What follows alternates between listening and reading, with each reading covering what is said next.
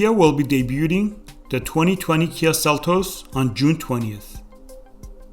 Kia says the crossover is aimed at millennials and youthful tech-savvy buyers who have plenty of compact crossover options right now.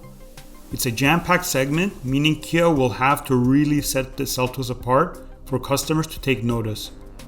From what we've seen though, it appears Kia is trying to give the Seltos a luxury-inspired look with Kia's new grille pattern, narrow headlights, and sculpted rear end.